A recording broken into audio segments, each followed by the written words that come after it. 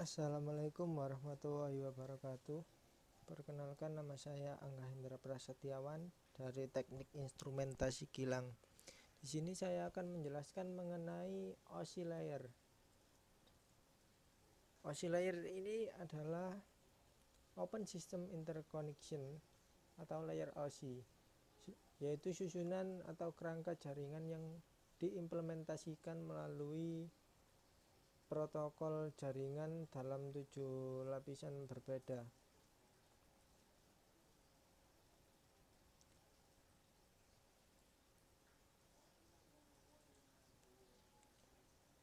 Di mana sejatinya 7 OSI layer ini hanyalah sebuah konsep dan teori untuk memetakan sebuah sistem dalam jaringan.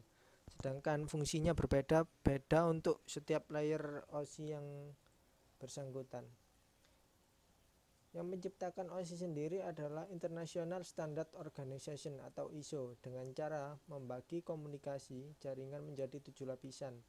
Lapisan 1 dinamakan lapisan bawah, yang dimana mereka berperan sebesar untuk memperhatikan pergerakan data di jaringan. Sedangkan lapisan 5-7 disebut lapisan atas, yang berperan untuk mendistribusikan data lebih luas lagi, bisa keluar jaringan juga. Fungsi OSI layer sendiri adalah agar produsen komputer serta pengembang jaringan dan perangkat lunak dapat membuat produk yang bisa saling terhubung tanpa memaksa pengguna melakukan usaha lebih.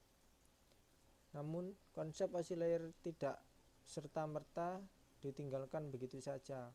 Model prosedur ini masih banyak digunakan terutama dalam melacak permasalahan dan mengakibatkan gagalnya fungsi jaringan, sehingga kemudian dapat diatasi oleh komunikasi berjalan normal kembali.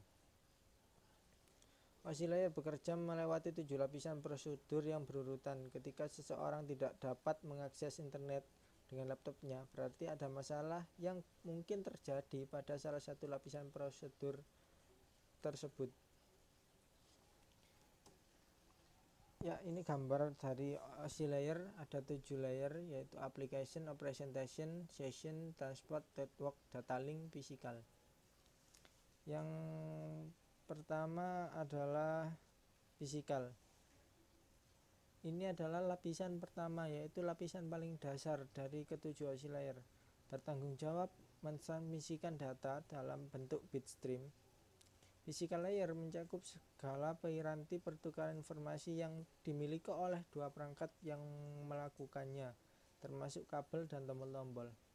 Bitstream dikatakan sebagai data digital, bentuknya tak kasat mata dan berurutan melalui alur tertentu yang bisa ditransmisikan melalui media fisik. Contoh data digital seperti tegangan listrik, frekuensi radio, frekuensi internet, cahaya, dan lain-lain.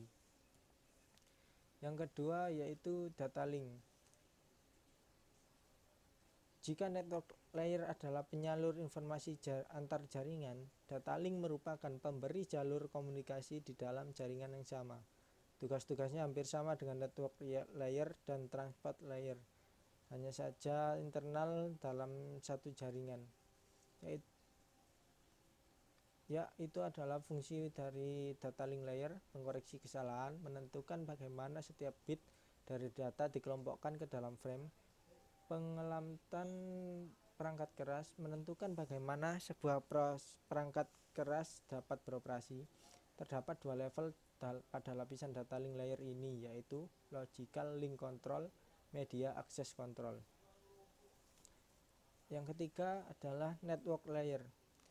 Network berarti jaringan. Dalam hal ini, network layer bertugas untuk memberikan jalur sebagai fasilitas bagi proses pertukaran informasi antara dua jaringan berbeda. Network layer tidak diperlukan pada komunikasi perangkat di jaringan yang sama. Network layer mencari jalur komunikasi terbaik antar jaringan.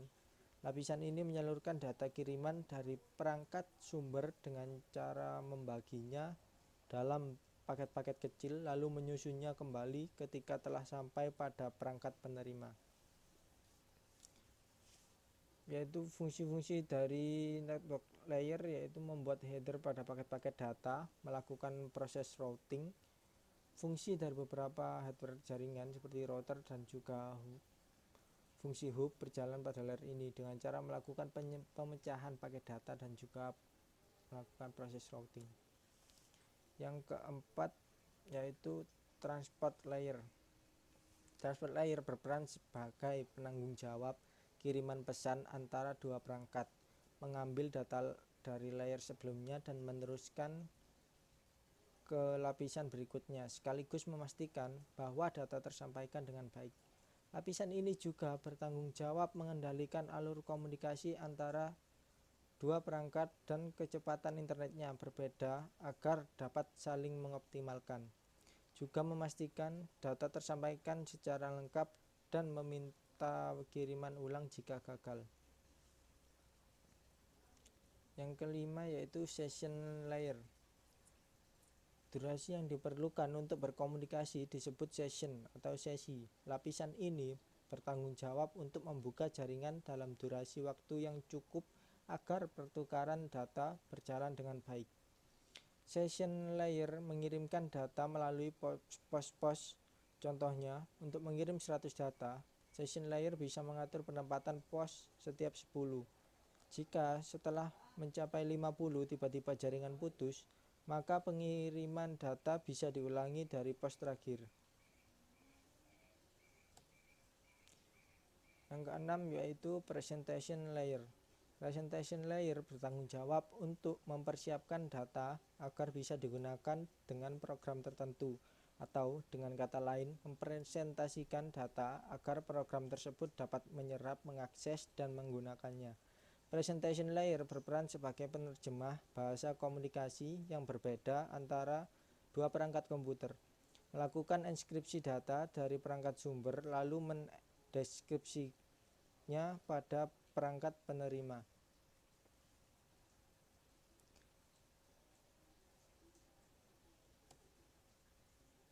Yang ketujuh adalah lapisan paling atas yaitu application layer. Tahapan ini berhubungan dengan pengguna. Application layer merupakan prosedur penyambungan komunikasi dari perangkat. Artinya application layer adalah penghubung antara perangkat dan sistem komunikasi. Contohnya, saat mengirim surel, program email seperti Gmail akan memulai komunikasi dengan jaringan sebelum pesan bisa dikirim. Disinilah application layer berlangsung melibatkan protokol HTTP, SMTP, FTP, dan Telnet.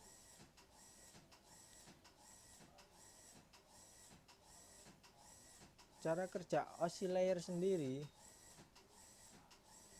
berurutan dari 1 sampai 7.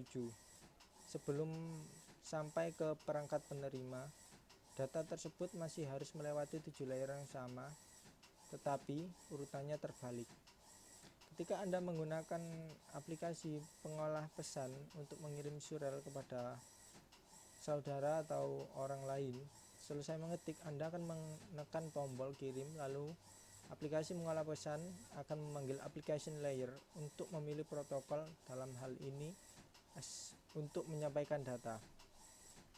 Presentation layer terlebih dahulu menempatkan data dan meneruskan ke session layer untuk memulai proses pengiriman. Kiriman diproses oleh transportation layer dan dalam bentuk segmen, kemudian dipecah lagi dalam potongan-potongan kecil pada network layer. Network layer menyampaikan adanya potongan-potongan data ke data link layer. Di data link layer ini, data tersebut masih akan dipecah-pecah kembali agar bisa dikirim melalui perangkat keras pada physical layer. Physical layer mengkonversi data ke dalam bentuk bitstream, lalu diteruskan melalui media fisik seperti modem, kabel, fiber optik, atau perangkat konektivitas jaringan lainnya. Perangkat inilah yang pertama kali menerima paket bitstream data di alamat email saudara atau keluarga Anda. Email kiriman Anda masih harus melewati 7 OSI layer lagi sebelum dapat dibaca. Namun kali ini prosesnya berlangsung secara terbalik. Pertama, physical layer akan memproses bitstream menjadi data yang bisa disalurkan oleh data link. Data link kemudian akan menyusun kembali potongan-potongan data ke dalam paket untuk network layer. Network layer memprosesnya dalam bentuk segmen untuk disampaikan ke transportation layer yang kemudian akan menggabungkan data sehingga utuh kembali. Data utuh tersebut masih mentah dan akan mengalir melewati session layer di jaringan komputer saudara Anda. Session layer meneruskan ke presentation layer yang juga membersihkannya dari kompresi-kompresi.